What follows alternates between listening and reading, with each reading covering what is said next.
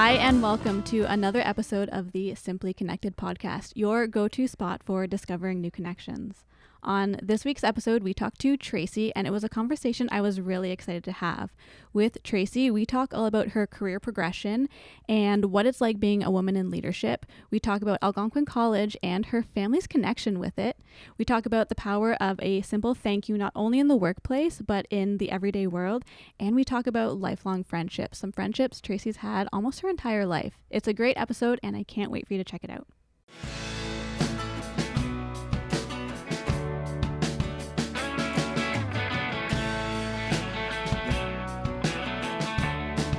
Hey, Tracy. Hi, Lauren. Welcome to the Simply Connected podcast. Thank you. How are you doing? I'm doing well. Yeah? Yeah. How are you doing? I'm good. I'm so excited to get to chat with you today. I know we've tried to line this up for a little while, so I'm glad that you finally made it on the show. Thanks for having me. And I think we're just going to jump right into it because Sure. I feel like this kind of always breaks the ice and it's fun for me to learn, but I'm going to throw the question at you. Okay. And tell me about yourself. Tell me who Tracy is. Who's Tracy? Tracy is a very simple girl who is an alumni of the college. I have actually a long family history at the college. So I went here. I graduated from the PR program in 1988. Yes, that tells you how old I am. But my mom used to work here. She worked here for 25 years. My brother went here. Both of my sons have come here and graduated. My nephew has been here. My dad was a part-time professor at one time here. I had a cousin who worked here who retired about 5 years ago. So there's a lot of family that have been here. So it's Algonquin's been in my world for a long time. But I didn't come here to work here until probably about 15 years ago. And but other than that, other than work, I have a small family. I've got 2 boys. I've been married for 30 years this year. And I, just have a quiet life, really. I'm not a very exciting, go out and do adventures kind of person. I just have I like quiet. I like solitude. Yeah. I like, the odd travel, the odd trips. I like my dog. I like going for walks. I'm just a really The simple things. small town kind of girl. Really. Yeah. And did you grow up in Ottawa? I grew up literally in the backyard of Algonquin College. No way. I did. We lived there for 18 years. Then we moved over to another backyard of Algonquin College, and then I got married and moved out to the West End. But yeah, I've lived in Ottawa my entire life. Okay, so born and raised. Born and raised. And what were you like growing up as a kid? Extremely shy. I probably shouldn't say this. I was kind of I had a lot of solitude. I think I was an overweight little shy child. It's not a lot of friends, and did a lot of reading and just kind of entertained myself.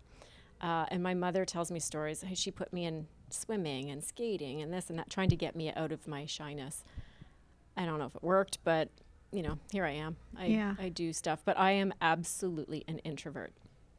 Through and through. 1,000% an introvert. Okay. Yeah. I mean, I feel that.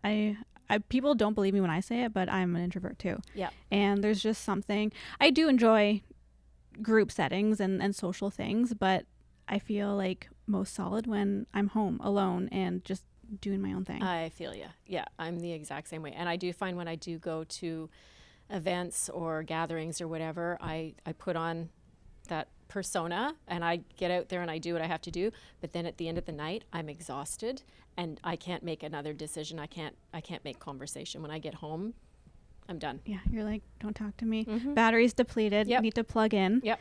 I feel that. Exactly. Was there a time when you were growing up that, I mean, you kind of just said that you're still very much an introvert, but was there a time that you found maybe something or a group of friends that was able to pull you out of your shell a little bit more? So I have my group of friends that I have are the same group of friends I've had since middle school, actually. No way. Absolutely, yeah. So we go to each other's cottages. Our children are all the same age. We all, had families at the same time. So I have, my group of friends is a small group, but we're a loyal group and we stick together kind of thing. I have different kinds of groups. I've got work friends. I don't necessarily hang out and we go out for dinner and whatever, but we might socialize a little bit.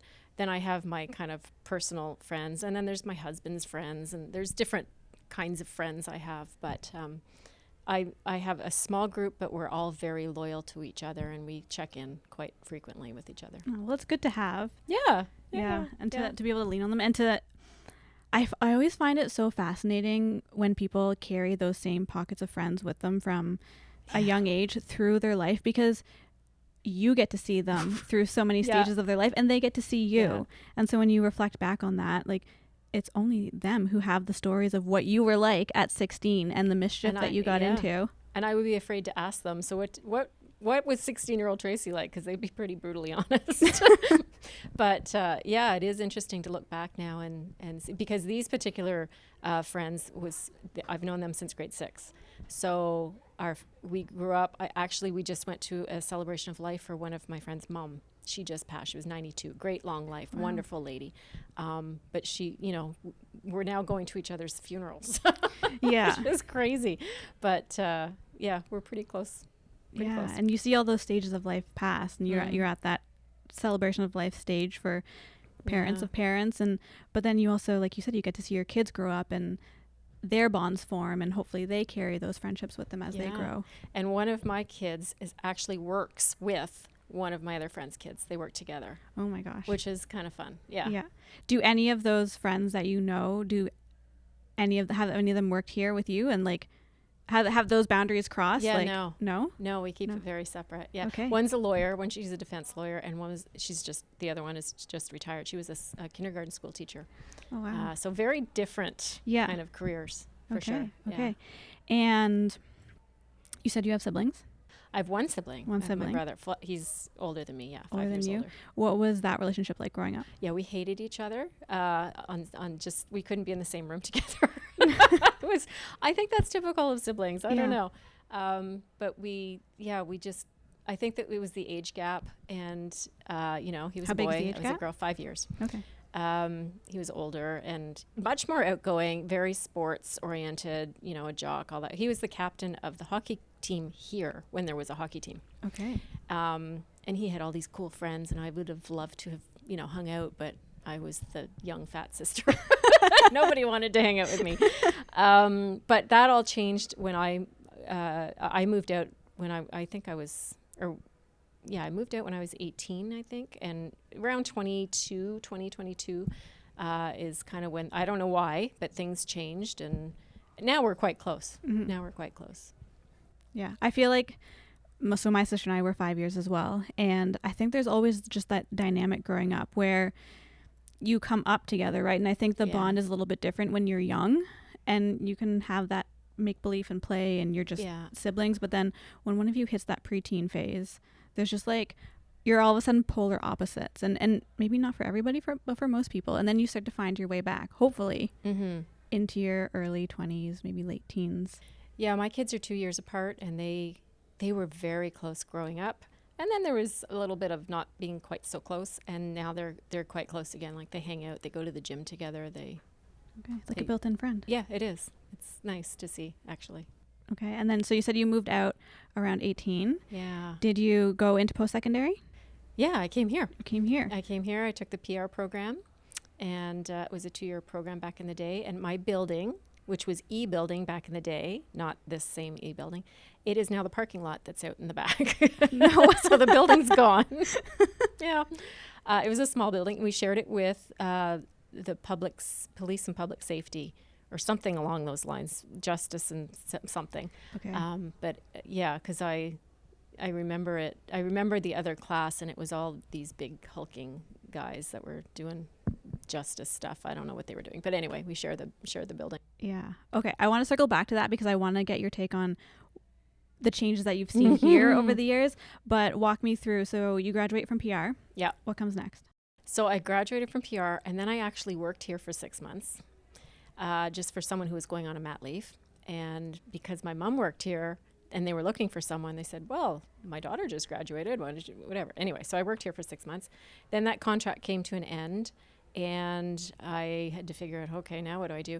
And then someone who used to work here with my mom had left the college, called me and said, "Hey, we're looking for somebody. Could you come?" And it was an adult train the trainer company. And I was sure, yeah, that would be perfect. The timing was great. So I got that job. That was great. I was there for 5 years. And then I jumped ship and went to their competitor. And because the person who hired me to go to that job moved to the competitor, and she said, "Tracy," and I said, "I'm coming." So I left there, and I was at that other position for 15 years. And it was a family business. And this was back, I want to say, in 2009. 2008, 2009, and then the layoff happened.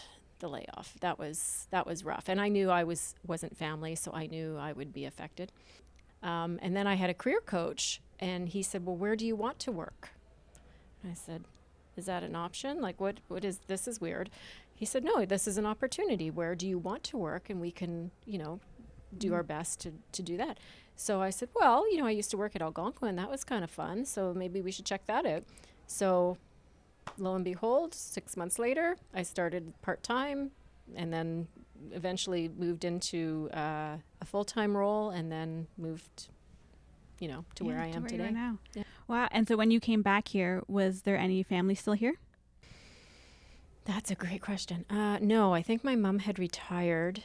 My brother he'd graduated and had moved on, and my kids came here when I was here. Actually, my son is back here right now. He's in an apprentice program, and he's in the last stages of his apprenticeship, whatever. So he's here until June, and then he's going back to work. And my nephew was here. And actually my niece was here. She moved in with me for 2 years, and she came here and took the tourism program. Oh my gosh. Yeah. There's so much like intricacy of the family here. I love that it's kind of stayed in the family. Yeah. So we were saying at one meeting with the leadership team, I said, "Yeah, I bleed green, and if you can try and get rid of me, but I'm not going." This is what I know, so here I am. And what was it that drew you back here? I think it was there were a couple things. The size of the organization was something that attracted me because where I came from, it was a small family organization. And I knew you're more vulnerable when it's a smaller organization and when it's a family organization. And because I had just been laid off, I was feeling very vulnerable. So I wanted to go somewhere where I knew there would be a lot of opportunity. So that was, I think, the first and foremost reason that attracted me here. Secondly was location, because I had been on all kinds of interviews and I had been offered all kinds of jobs, but they were downtown. And I just couldn't bring myself to do that commute and to pay for parking, downtown parking rates. So that was not great. And then the third thing that was kind of attractive was that this was an all-English organization. And I had some French, and I had been tested at the government level for the BBB, it was called back in the day. I don't even know if they still have that. And I passed that, and I was actually offered a full-time job while I was a part-time person here in the government. Oh, wow. And I accepted it. And then before they got me my contract, they had put a freeze on all positions. And so that was another little bit of a blow, but life is full of these little curveballs. And so that didn't work out. And so I stayed here, and then I just kind of built my career while I was here. Built it up. Yeah. Okay. And when you landed here, how did your career progress? Did you start right away kind of in your PR background, or? So I started, where did I start? I think I started in marketing and recruitment, what was back then I think called marketing and recruitment. And a lot of different players back in the day. They're not here anymore. But I was part-time, and I was working with the director. So it wasn't so much PR. It was an admin job. And I actually had applied for a recruiter position, which is weird because I'm not outgoing, and you have to be outgoing when you're a recruiter. But I just really wanted to land somewhere, and I thought, this is what's in front of me, so just, put on your big girl pants and do it. So I went to the interview, and they may have had someone else in mind, so I didn't get that job, but they were so impressed with me that they figured we need to find something for her, hire her for something. So they hired me as a part-time I don't know what it was, admin assistant or receptionist or something back in the day. And so I was there for probably a year or 16 months or something like that. And then a full-time position came up in the School of Hospitality. So I interviewed for that. Didn't get that. And I think, again, they may have had someone in mind. And he said, don't worry, there's another position coming up that you're going to be great for. So another position came up in the School of Advanced Technology, who the dean at the time was Claude Brûlé. Oh my gosh. Yeah. And so I interviewed for that. And it was really weird because on the day of the interview, I showed up and I was dressed appropriately and I had on this purple shirt. And they showed up, the committee showed up, and Claude had on a purple shirt. And he looked at me, he goes, well, this is interesting. I said, yeah, that is kind of like mine's. Anyway, I got that job. And then, so I was in Claude's office. I was his assistant actually okay, so this is weird. He was only there for 6 months because at that time, the president was Bob Gillett. Bob left and Kent MacDonald went in, which opened up the vice president academic position. So Claude left the dean position and went up to the vice president position. So I'm working in School of Advanced Technology with no dean and no boss. So they had an interim come in for 6 months, but within that time, when Kent MacDonald went into the president's position, they were looking for a new person to support the president. And so they came knocking, and they said, why didn't you apply for this position? Because it was posted. And I said, well, because I didn't think it looked good. I just landed here 6 months ago. Like, that looks like I'm hopping all over the place. That's not good. And they said, we expect your resume on our desk tomorrow morning. And I was, okay. That was weird. So that was for a position, and I think it was for the board position. Didn't get that position. Even though they told you, they're like, let's go. Yeah, didn't get that position. And then I was told, don't worry.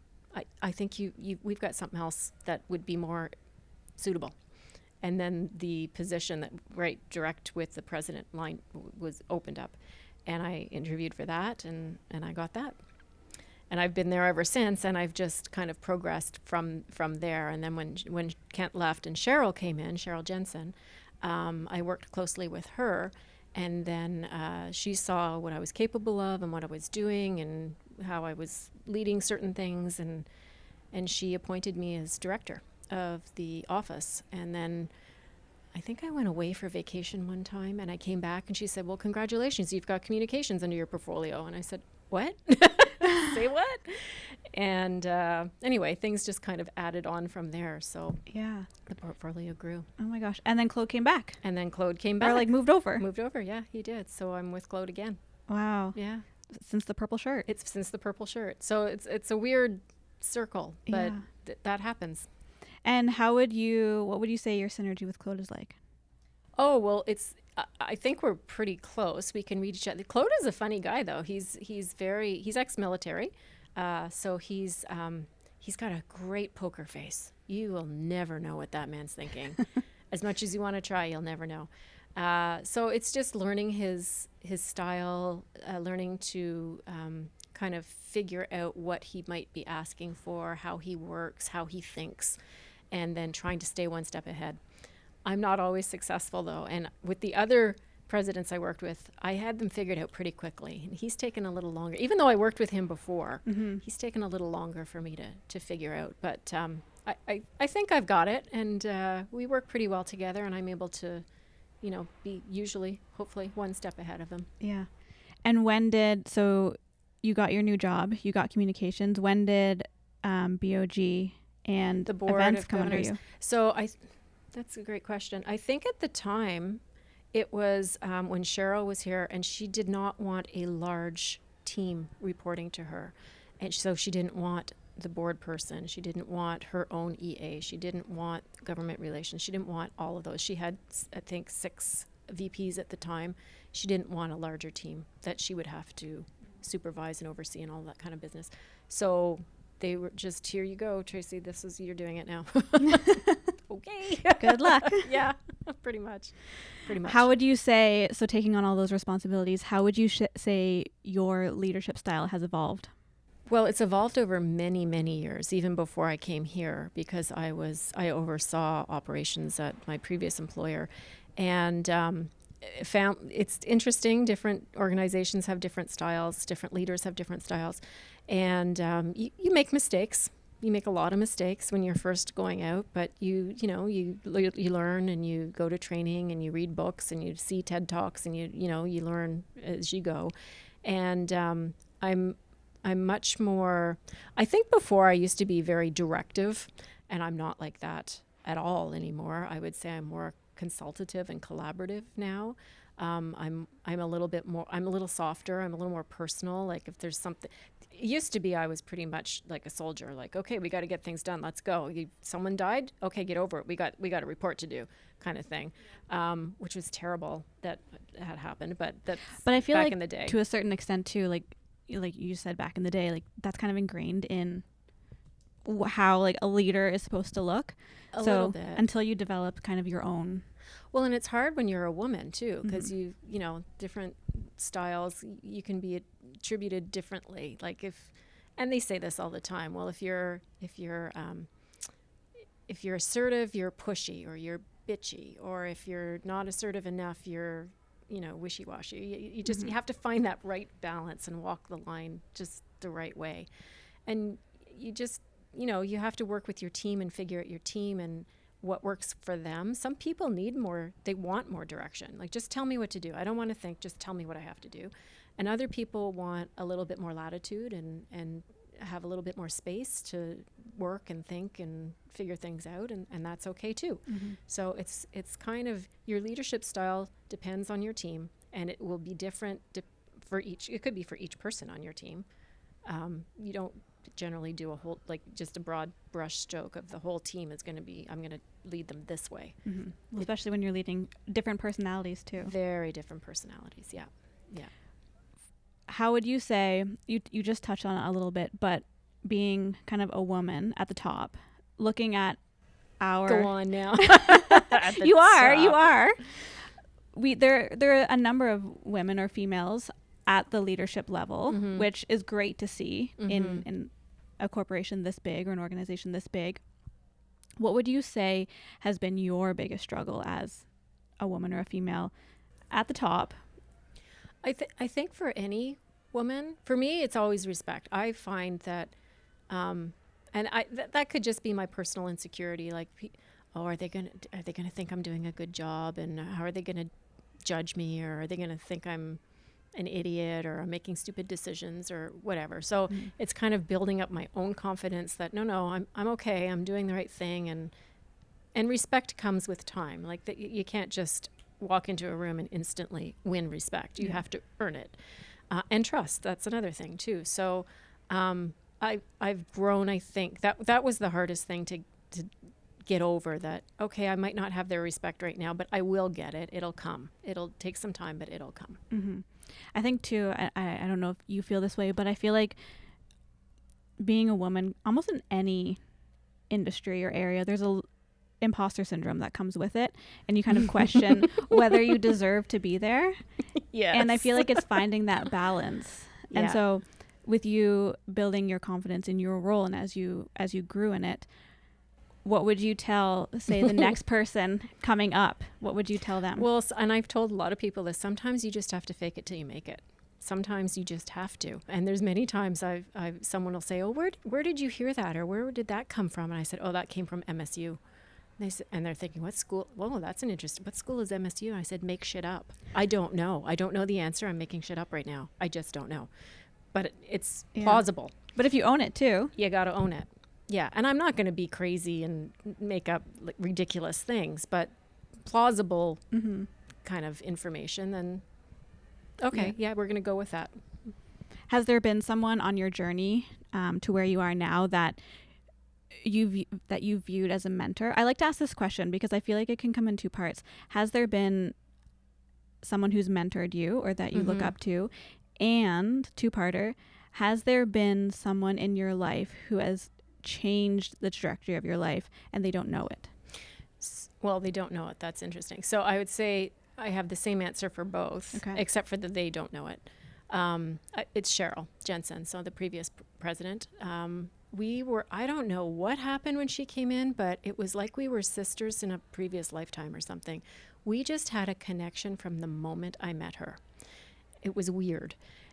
She started, so I didn't even know who was coming in up until I think a week before she came in. And we had to do all this behind the scenes kind of stuff. And it was decided I was going to go and pick her up at her hotel and bring her in for the unveiling of who the new president was, because nobody knew who it was. We kept it under wraps. I had to go and get her name tag. I went off campus because we didn't want anyone here to even know her name. Okay, but where did she come from? She came from Mohawk. So she came from Hamilton. Okay. And she won the one. She was the successful candidate for the president's position.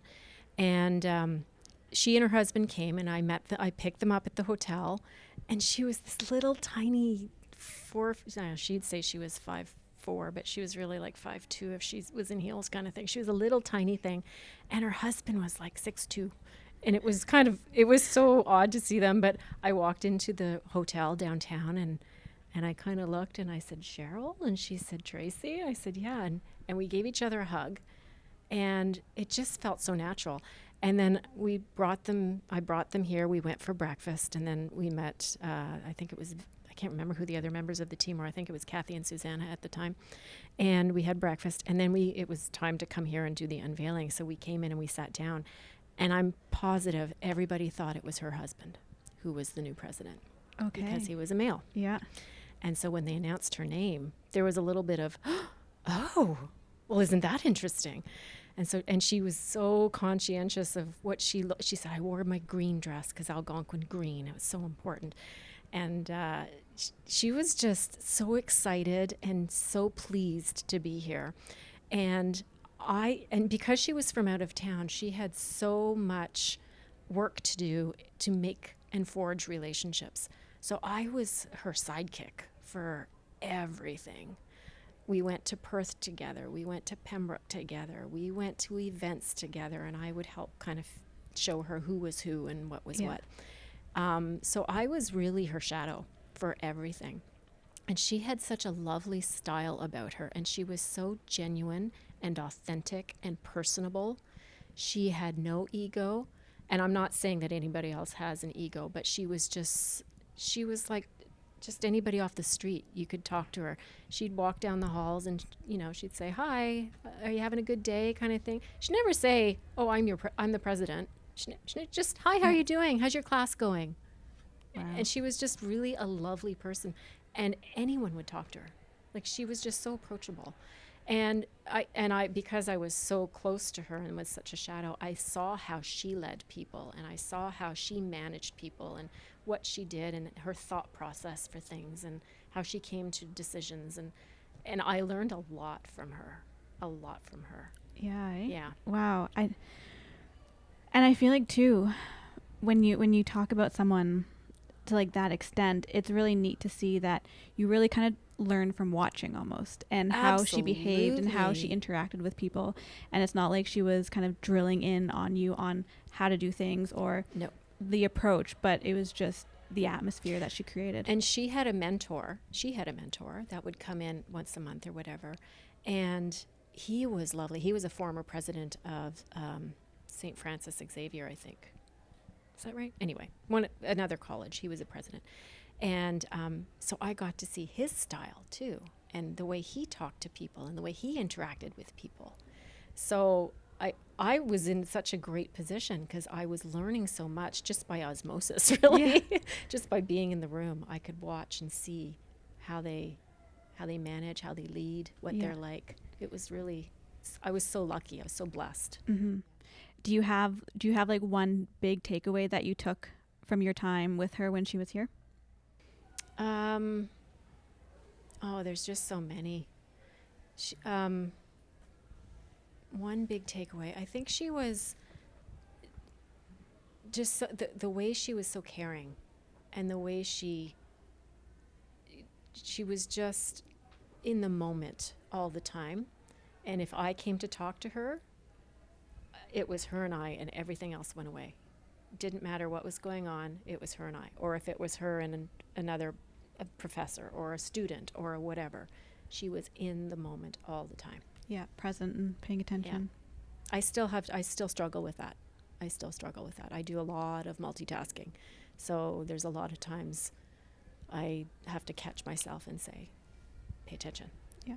I feel like it's kind of the nature too, not only of the world we're living in, but your job in a sense, that there's always people wanting your attention and questions that need to get answered. And now with technology too, people are emailing you and texting and messaging. So I feel like, it is a bigger practice to be present when someone is in your space or needs that extra attention. Yeah, it is difficult, and I don't know if I'll ever master it, to be honest. But the thing with my job in particular, it's 24/7. It never gets turned off because I have comms related in my portfolio. We're always watching the news. Are we in the headlines? What's going on? Do we have a crisis we need to avert? Do we need to do damage control? That kind of thing. So there's not only the daily stuff, the normal hours, 9 to 5, there's the 5 to 9 that we have to be aware of. And we can't be on top of everything. But luckily I am so blessed with the most amazing team. And we all help each other, and we all kind of, hey, did you see this, or did you know about that? And there's no egos, and nobody's like, well, I did that, I took care of that, and everybody's just pitching in and helping, which is so wonderful, so great. It is nice to see. And I will say,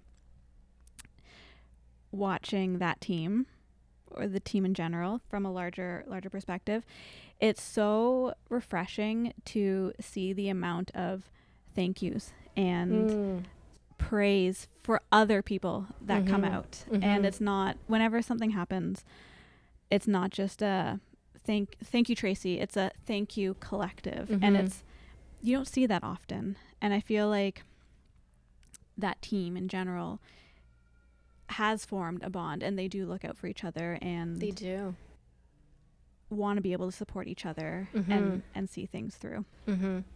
Yeah, and that's something I learned from Cheryl, because oh my gosh, the number of thank you notes that she sent out to people, handwritten thank you notes. I remember even at Christmas time, she would send thank you notes to the security team, and she would send them, little Tim Hortons cards, and thank you for keeping us safe, and thank you this and that, and oh my gosh, she was like the Hallmark queen, that lady. Don't get me started on Hallmark. I love Hallmark. But that just, and I struggle at that sometimes, because I kind of get into work mode, and I'm like, this is my job, this is what I have to do, and everybody has their job, like, just do your job. But I have to stand back sometimes and think, yeah, a thank you would be kind of nice, or some kind of an appreciation, or some kind of acknowledgement that, hey, that was really great what you did. Thank you for doing that. Even we had an all admin meeting yesterday. I sent thank you notes to each of the panelists and to the moderator.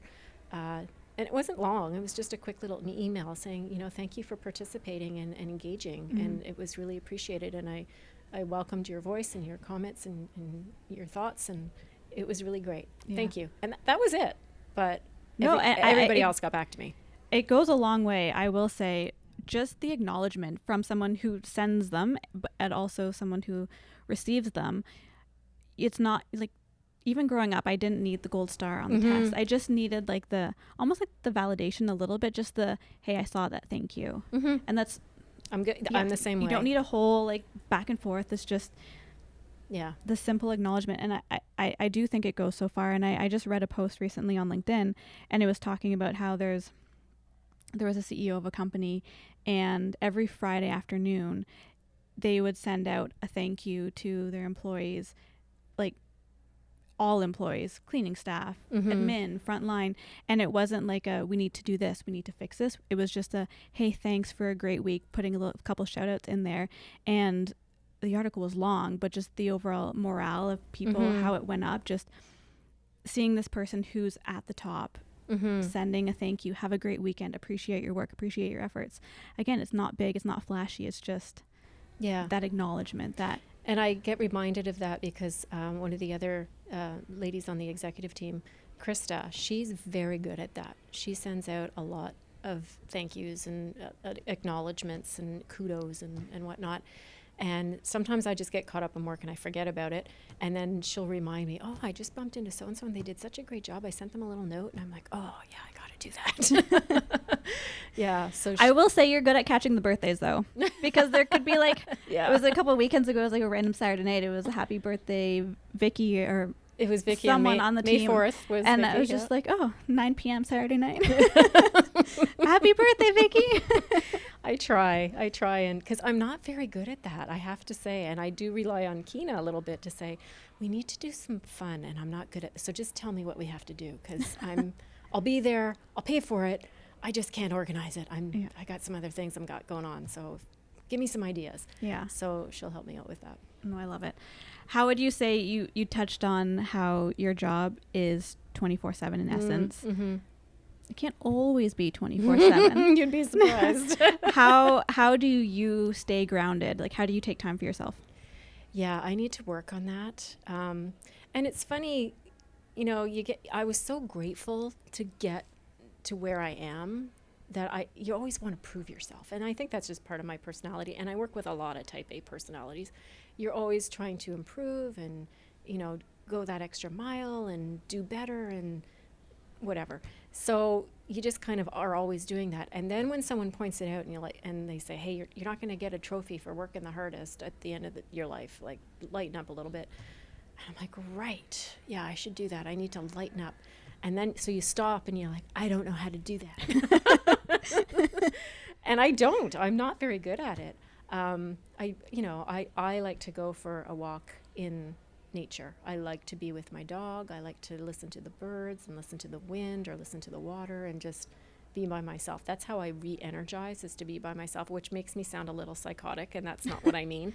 But that's the introvert in me. I kind of get depleted, and I re-energize by just being by myself and kind of catching my breath. Mm-hmm. So I love to go for walks with my dog. I used to do it early in the morning, but now because I'm here early in the morning, it doesn't work out so well. And winter being 8,000 months of the year is hard. But anyway, I fit it in where I can. I don't do a lot at nighttime because by the time I get home and by the time if I go for a walk or I do whatever I have to do, if I sit down, I'm not moving. That's it. I'm not moving. And if there's an event to go to, and my husband will say this, my first reaction is, no, let's skip that. If I get there, I'm fine. It's getting me there. Getting there. It's just getting there. If I sit down, I'm out for the night. The biggest roadblock is if you go home first. Yeah. And don't go home. Don't go home. Just keep going. Keep going. So anyway, it's something I work on. When I go on vacation, though, in the summertime, I do try to just completely, fully go on vacation. And I kind of replenish a lot then. Mm-hmm. And that gets me through it. Yeah. Are you able to, do you find yourself able to disconnect more when you know you have a longer period of vacation? Mm-hmm. One year I tried doing, I think it was Fridays or Thursday Fridays or Friday Mondays or something like that, like kind of every week. But for me, that at the end of the season, I didn't feel like I ever had a vacation because I was always coming back and then catching up on emails and then going off again and then coming back, and it was too short. So I need a minimum 2 weeks kind of back to back in order to actually, because it takes me 3 or 4 days just to kind of calm down a little bit and to stop walking so fast and moving so fast. That's second nature to like check the email. Yeah, sorry. Yeah. And there's a lot of emails and when you think, oh gosh, I'm going to be coming back to 400 emails. Well, I'll just do a couple and get them out of the way. And then you get drawn in and you can't stop. Well, at least I do. Yeah, just one more. Just one more. Or 10 more minutes. It's fine. 10 more minutes. Or, hey, it's raining out. What else am I going to do? It's fine. I'll do this. Yeah. Yeah. So walks in nature, grounding. Yeah, for sure. How do you nurture your relationships? Yeah, that's something I still need to work on too. Because I do find, that's back in winter time in January, we were going through stuff here at the college, possible academic strike, budget mitigations, personnel issues, this, that, the other thing. And, I'm here at 7 and I leave at 5:30 or 6, and then I'm going home and I'm looking at reports or reviewing information or documents or reading articles, whatever. There was not a lot of working on relationships, but my husband's very understanding.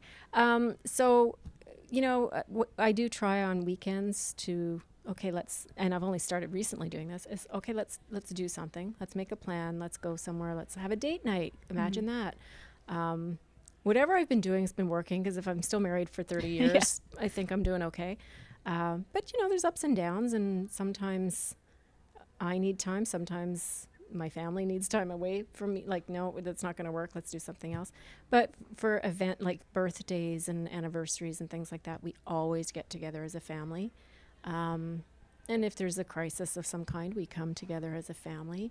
When my brother, actually a few years in 2020, it was during COVID, he had a near fatal motorcycle accident. It was really awful. And my parents were, at the time, well, it was COVID, they were not doing well health-wise. My mom was not doing well. So I had to step in and kind of get through that. And he was in a hospital for a month, and he was in a coma for 10 days, and it was pretty horrific. But I compartmentalize. I do a lot of that. It's okay, I need to deal with this right now. I'm going to deal with this. I'm going to put everything else aside, do that. I'm done with that. Okay, now I'm on to the next thing. I'm going to deal with that. Okay, I'm done with that. I'm moving on to the next thing. So I compartmentalize a lot, which helps me just kind of keep going and getting through things. Because otherwise, I think if I stopped and started thinking about a lot of stuff, I could get overwhelmed. So I just break it into chunks. Mm-hmm. And do you find by breaking it into chunks like that, do you revisit these areas, or is it kind of more like, let's break it up, put it away, and not think about it? I deal with it, I put it away, and I don't think about it until the next time I have to deal with it. Okay. So if it's a work thing, okay, I know my deadline for this is this day. I'm going to plan it out. I have to do this, this, and this. This is when I'm going to do it. This is the time I have to do it. Okay, that's done now. I'm moving on to the next thing. Same thing with family. Okay, I have to deal with this right now. Okay, I've dealt with that. I need to tag someone else in because I've got 4 other things going on. So, okay, now you take care of this, and I'll come back and relieve you. And so it's just a lot of planning and scheduling and compartmentalizing, really. Yeah, breaking it into more manageable chunks. Yep. And when you think about kind of those relationships that you're nurturing and building, they can come in all forms, right? Because we talked about your friendships and your family and your colleagues and your work relationships. How do you find that balance between maintaining them all? Well, I keep it small. I don't do social. So I'm not on Facebook, which I know is my generation. I don't post on Instagram or X or TikTok or anything. I just don't do it. Because that's another full-time job, and I don't have time for that. And I don't like people knowing my business. I'm pretty private. So the fact that I'm here is amazing. Let's just say that. The fact that we got Tracy on the show. Because I don't share. But here I am. So now I forgot the question. What was the question again? How do you maintain balance through them all? Okay, so I have a very small group, so I don't have a large contingent of friends or a large audience that I've neglected these people. I need to spend X amount of time with these people, and we're all busy. We all have busy lives, and I have one friend who I'm quite close with, and I only see her maybe once every 2 months or 3 months, or maybe it's 4 or 5 months. But as soon as we connect, it's like we didn't ever have like space. No time has passed. Yeah, no time has passed. She texted me last week, and just invited herself up to my cottage. And I'm like, sure, absolutely, let's do that. You and I, just the 2 of us, let's do that, because I have this particular week off. Let's go. So, and I know she'll get up there, and it's been like we haven't been apart. It's like we're like sisters kind of thing. And she's a former work colleague, actually. Okay. Yeah.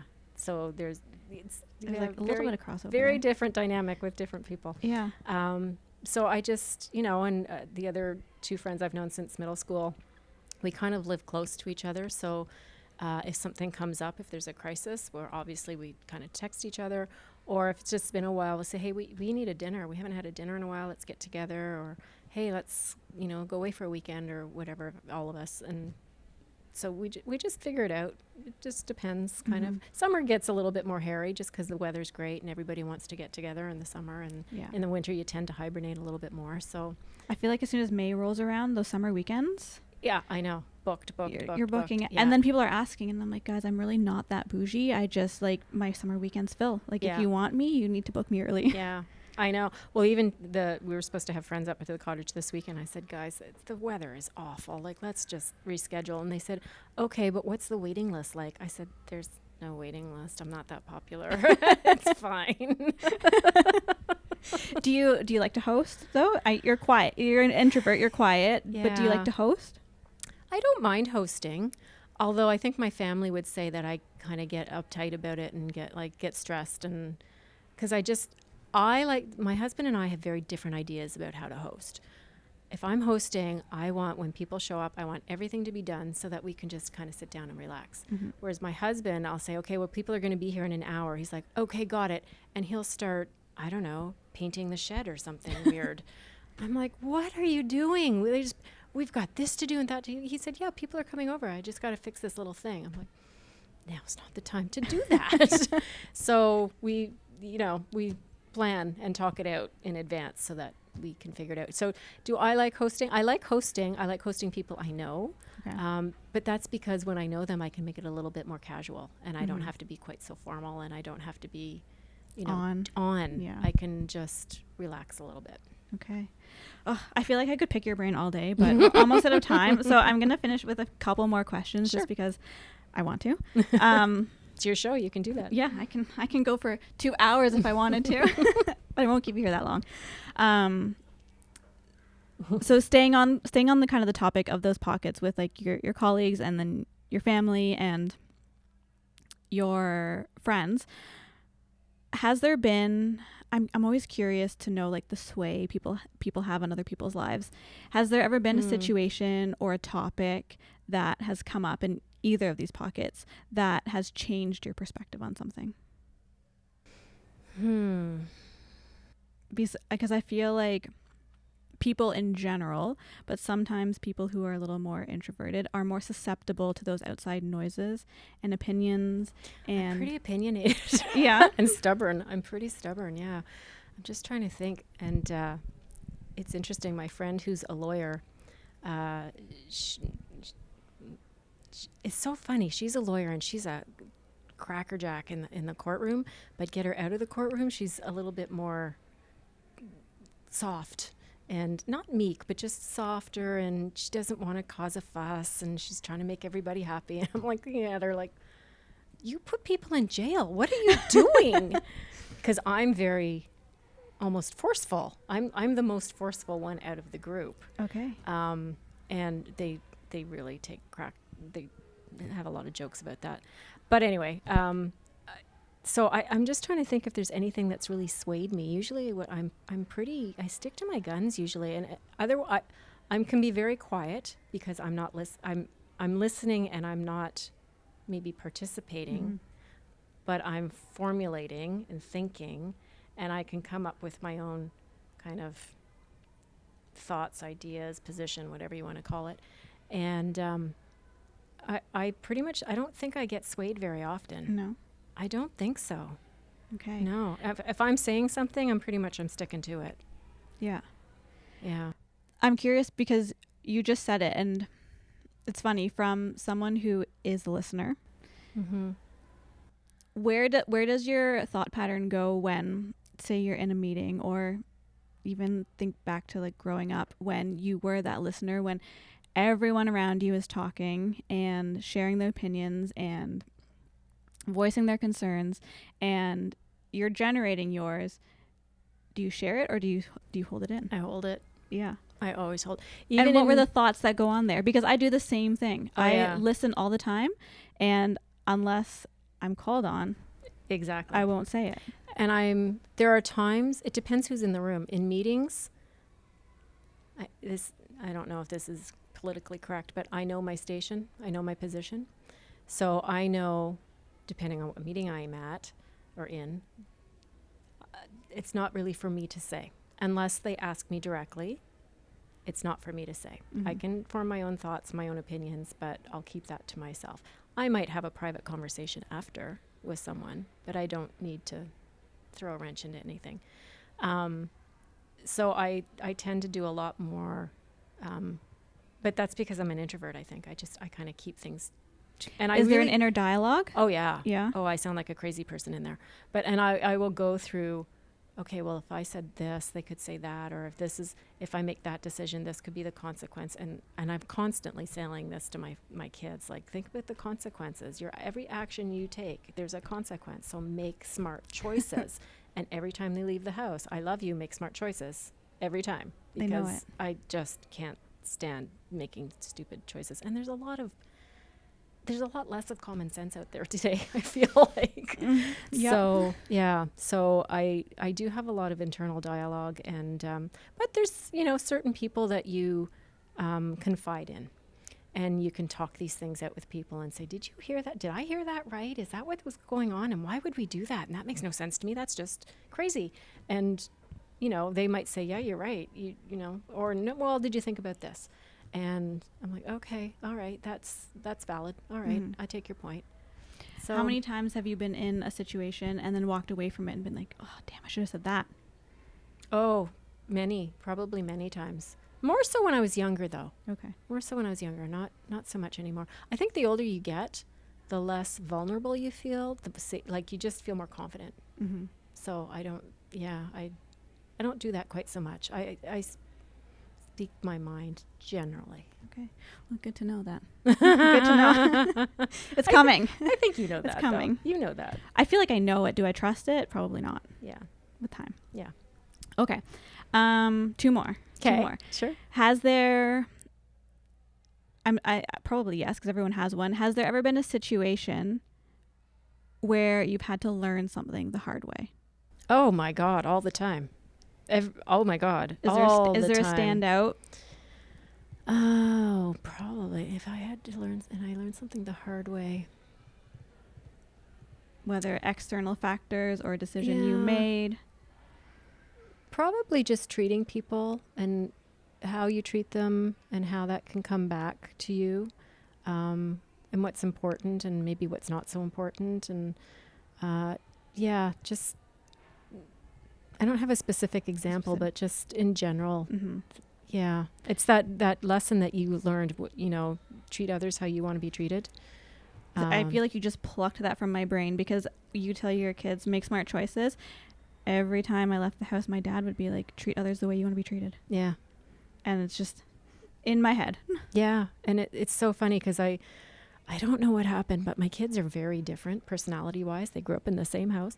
And my younger one is very outspoken, and he doesn't care what people think. And I keep saying, maybe you want to think before you speak, or maybe you should think about how you would want to be treated in that situation. No, they're wrong. And so I just, okay, that's fine. Then they'll learn. They'll learn just like I learned. Yeah. And okay, when you come full circle now and look back on your journey and where you are now, how has your definition of success changed? Yeah, I think my definition of success, and it still evolves, I think, is am I happy? Am I happy? Is my family happy? Are we okay? Kind of thing. Before, success was climb the corporate ladder and get to the top and be the top paid employee and be, all that kind of stuff. That the older you get, or the older I get, that doesn't matter quite so much anymore. And yeah, you've already kind of climbed the corporate ladder a little bit and you've done your thing, that's fine. But you also get a little more tired the older you get. So it's not quite so important, and your priorities change. So my version of success, or my definition of success, probably changes on a regular basis. Yeah. Yeah. Yeah. I feel like, too, to your point, growing up, and even sometimes now, my definition is constantly changing. Mm-hmm. But I think it goes back to that ingraining of chasing the titles and the money and climbing the ladder. Yeah. And I feel like at least the people I'm seeing now and the atmosphere we're in with working with younger people and students and things like that, they're almost not afraid to define their happiness or their success by happiness. Yeah. They want to be happy. They want to chase what drives them instead of just landing a job, staying for 30 years. So different. Yeah. Because I'm that older generation where you find a job and you climb the ladder and you do all of that kind of stuff. And being around the younger students now and seeing, the social justice and sustainability and this, that, and the other thing, that was not what drove people back in the day. Mm-hmm. Not at all. It was really chasing the titles, chasing the salary, Mm-hmm. getting recognition, being the top dog kind of thing. Yeah. Yeah, it's not like that anymore. Yeah. And I don't know, it's refreshing to see it changing a little bit. Mm-hmm. And again, working with younger people and Mm-hmm. seeing the students, it's a good reminder Yeah. to check in. To check in, yeah. Yeah. And things can be done differently. It doesn't always have to be done the way you did it or your parents did it. It's a new generation out there. Am I a little worried about this generation? Yes, a little bit. I'm not going to lie. But, they're young. They'll get it. Yeah. They'll figure it out. They'll figure it out. They always do. Yeah. They always do. Okay, couple rapid fire, just because I like them and I feel like we can learn. Okay. We can learn more about you. I think you know too much at this point. What was the last movie or TV show you watched? Oh, well, my husband likes to watch movies every night. Okay. The last movie we watched, The Accountant 2, last Okay. weekend. I think it was. Was it good? Yeah. I haven't seen one, so. Oh, it's worth a watch. It's worth a Okay. watch. Yeah, for sure. Who's in it? Do you know? Ben Affleck. Oh. Okay, so I'm giving you a bonus. Okay. My most favorite movie of all time is the Bourne series. Jason No Bourne. way. Oh, yeah. Okay. I've probably seen those movies no less than 50 times. Wow. Yeah. Die Hard. Yeah. Okay. Yeah, it's weird. I don't know why. I've never seen them. I know. You I'm just sorry. hurt my heart. People talk about them, people reference them, and I'm just like, I've never seen it. Okay, well now you have a goal. I know. and an Every objective. time we have guests who talk about movies and shows, my list grows longer. So Yeah, I'm come telling you. next winter when hibernation sets in, It's I mean, it could be on TV, and I've seen it. I've got the movies on DVD, and you can rent them or whatever through Netflix or whatever. But if it's on TV, it doesn't matter. I'll turn it on as I'm making, I don't know, baking something or And you doing watch laundry or whatever, and it's on in the background. And I can cite all of the script and all of the moves, and this is a good scene. Everybody be quiet. Yeah. Oh my gosh. Okay. Yeah. Last book that you read or podcast that you listened to? The last book, it's hard for me to read books when it's not in the summer because I just don't have time.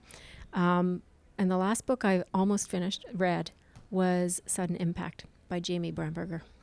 Okay. Yeah, Okay. he wrote that about the Almont, because my cottage is just past Almont, and my whole life has been spent going through Almont, and I didn't know about this train collision and accident and whatnot.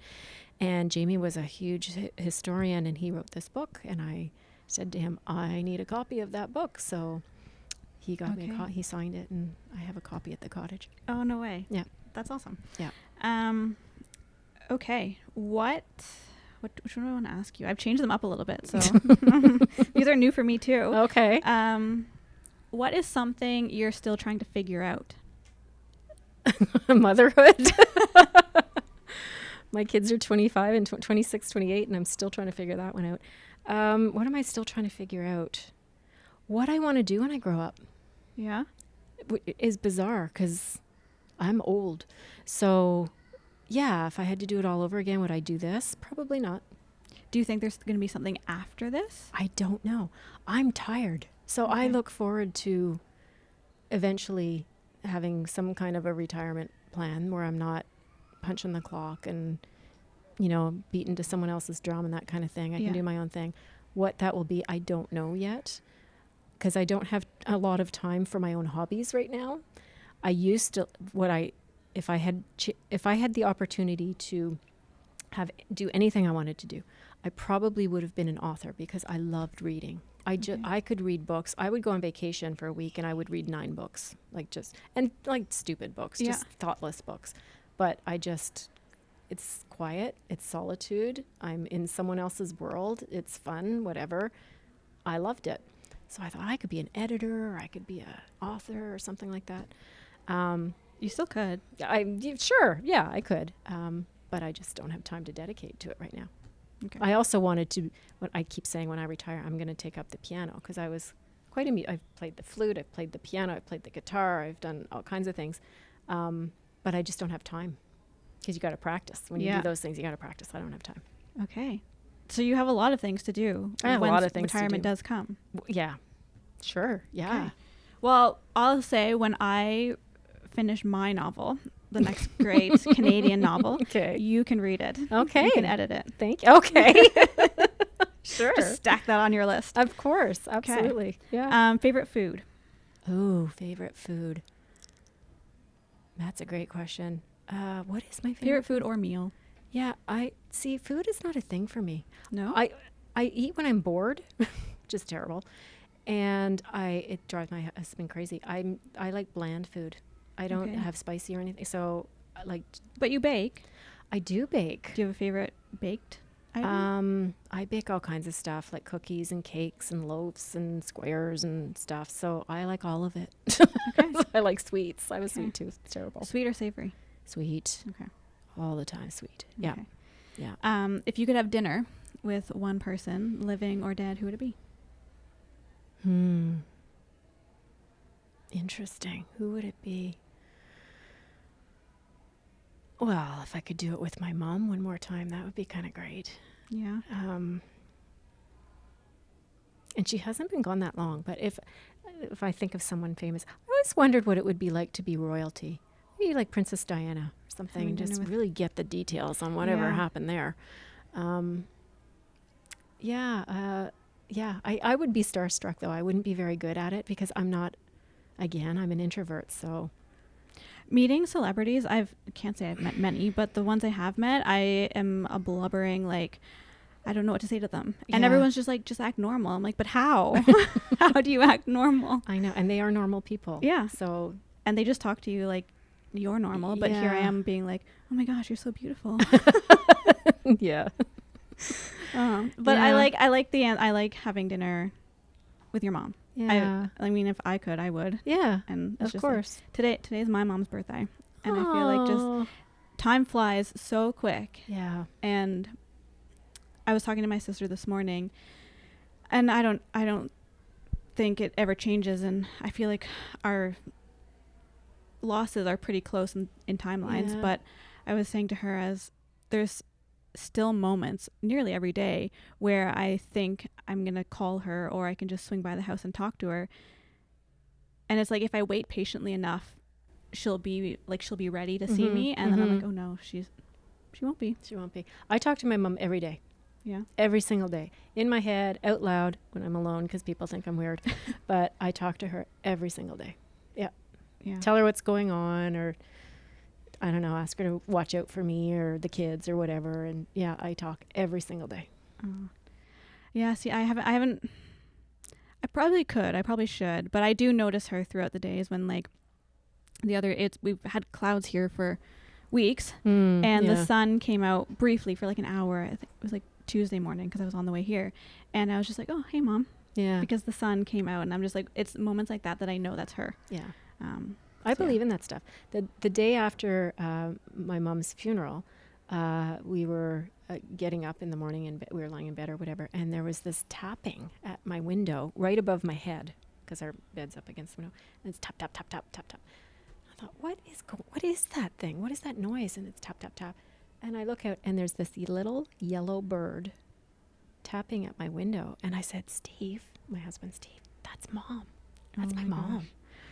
I know. And I said her favorite color was yellow. Yeah. And it was a little yellow bird. And it was tap, tap right at my window, right by my head. So Wow. that's my mother. Yeah. She's just still letting me know she's there. She's okay. My sister believes in cardinals, and the day my mom passed, she passed at home, and I remember standing in the kitchen with my sister when they took her away, and as soon as they left, 2 cardinals appeared on the front porch, and it was my grandma, so my mom's mom and my mom. Yeah. And my sister was like, there they are. And I don't believe in the cardinal thing, but then my sister, it was maybe 6 or 8 months into her passing, my sister had taken out her laptop, and she hadn't taken it out in 6 or 8 months because she had gotten a work issued one. And forever, her screensaver, and this still gives me chills when she tells me, she was opening it up to do a personal therapy session. She powered up the computer. Her screensaver had always been her and like my sister and her dog. And when she turned on the computer, the screensaver had changed to a cardinal. Isn't that weird? And See, there's signs. There's signs and signals everywhere. It's just what you choose to believe or what you choose to see. Yeah. I've started to believe in the dime theory. Right. Ryan just found a dime. Yes. But there was... I did that the other day. I found a dime in the storage room in the office, and there's a dime. And I went, oh, hi, Mom. They're showing up here. Yeah. I was walking back from ACE with a colleague one day 2 or 3 weeks ago, and we had been talking about our colleague Susan, who we lost. And on the way back from this ACE building, 2 dimes on our trail back. Yeah. I guess call me weird or whatever. Yeah. But What is this dime theory? You've never heard the dime theory? No, I have not. So essentially, the dime theory is when you lose a loved one, for them to let you know that they're kind of around and present, they'll leave dimes. Oh, okay. Haven't heard of that. Yeah. And so I didn't believe it until it started happening to my dad. And so my stepmom lost her dad, and she always believed in the dime theory, and my dad did not believe in it whatsoever. But she started finding dimes everywhere in the most obscure places. She found them like on the front stoop, like in her car. And then one day my dad was home from work. He changed out of his clothes or whatever. He hung his jeans up, and a dime fell out of his pants pocket. And he doesn't carry change. He doesn't carry coins, anything like that. It fell and it rolled into the bedroom. And my dad's like, I believe this now. Wow. Okay. Yeah. Cool. And it has to be like a random, it can't be just you have a jar full of loose change and there's dimes in there. That doesn't count. It's when it's random and completely unexpected. Yeah. Okay. Just like earlier. They just start turning up. Yeah. So a loved one is close. Yeah. Cool. Yeah. Okay. Last question. Okay. We have the Simply Connected playlist. So a playlist we have on Spotify that we share with listeners. Okay. And we like to ask our guests what they're listening to. And if they could add one song to this playlist, whether it's a favorite song, a song you're listening to right now, anything, what song do you want to add to the playlist? Oh, this one's easy for me. So normally I would say something by the Tragically Hip. Because Classic. Classic. But one of the ones, and I don't know why just recently in the last week or so it's come back. I heard it years ago and I loved it because it's by Molly Tuttle, and she plays this song with her acoustic guitar, and it's called claw guitar. So it's the way she plays, and her hand is like a claw when she's playing, and it's called Take the Journey. Take the Journey. Okay. By Molly Tuttle. And Okay. I love that song. All right. We're going to add it to the playlist. Okay. Add it. Okay. Well, that is all the questions I have for you. I mean, I could go on all day, but I won't. I just want to say a huge thank you for joining me for an episode. Thank you for having me. It was so fun to get to talk to you. And you got way too much information out of me. Sealed. It's a vault. Yeah, right. Even though it'll be posted. Yeah, exactly. Thank you so much for coming, and we'll talk soon. Absolutely.